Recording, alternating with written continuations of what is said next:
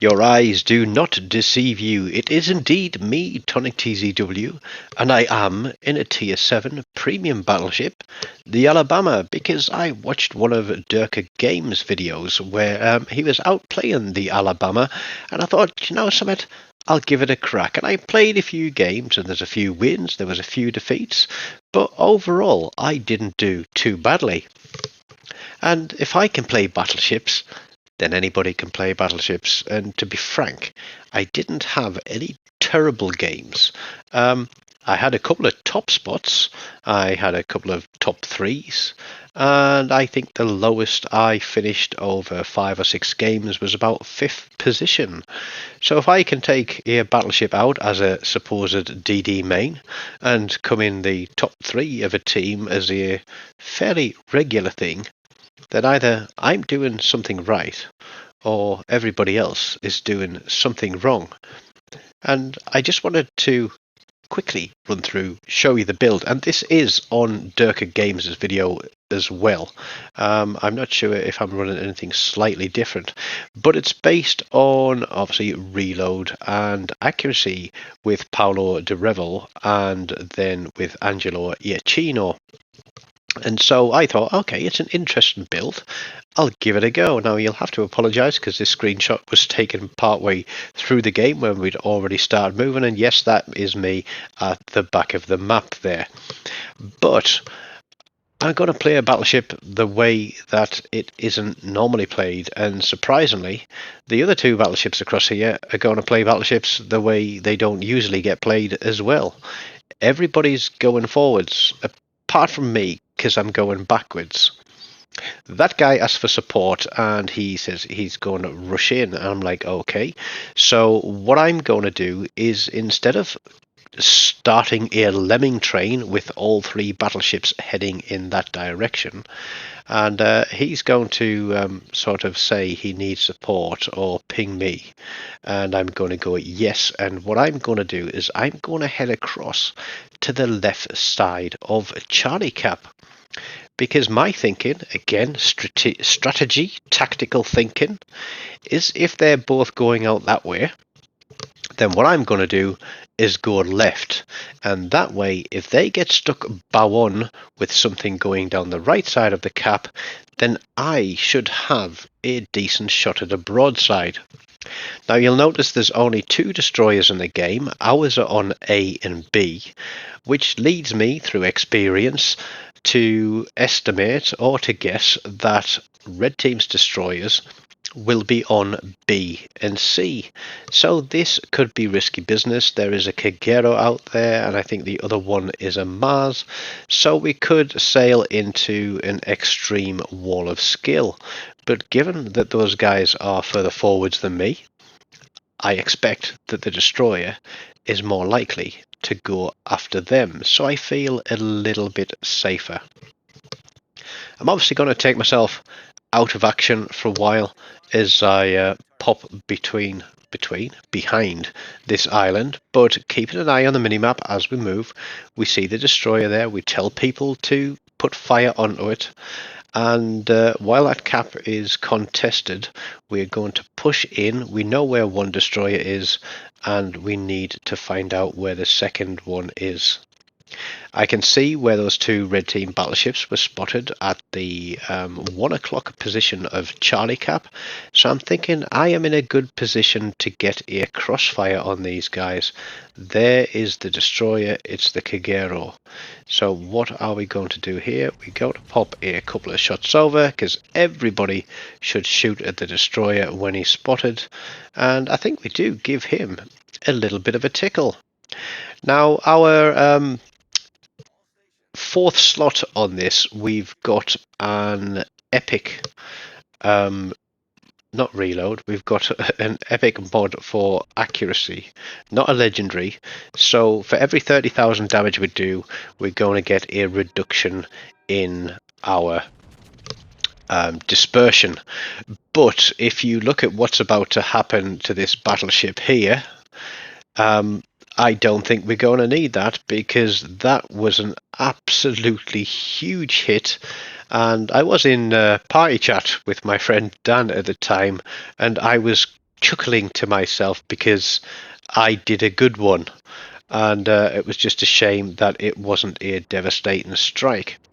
We know that we're on limit of range for the destroyer, and we know there's a destroyer on B cap, but there you go, we get a kill. The destroyer from B has come across here, but a little bit too late, and he's put his torpedoes out at that Alabama, and here we're going to get a crossfire again. I'm going to get crossfired from across on A cap there, but pushing towards this Alabama, I know I'm going towards the destroyer as well, that he's kiting away from the two guys on the right.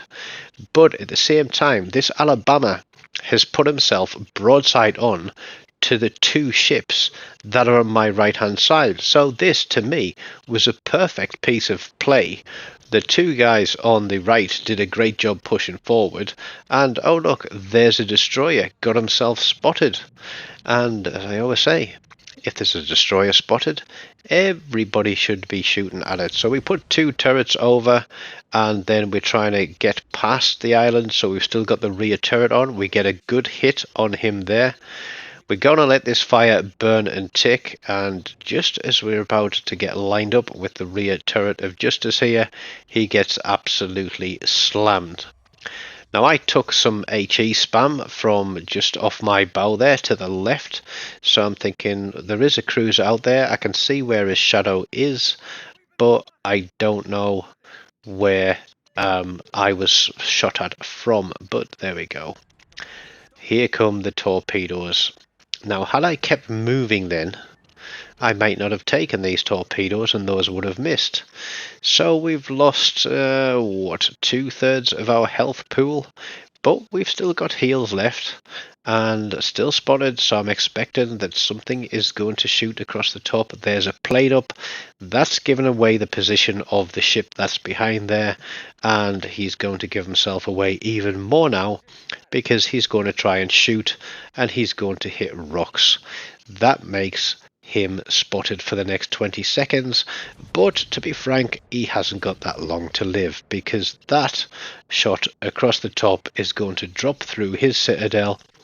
Cheap kill, low damage. Would we have got much more out of it if he'd had more hit points? I don't know. But he's dead. That is the HE spamming cruiser out of the way. We've taken care of a battleship, a cruiser. We almost took care of a destroyer. And now I decide that I want to actually head away from that Kagero and not get kited down the map and torpedoed to oblivion. So again, I'm playing a thinking man's game.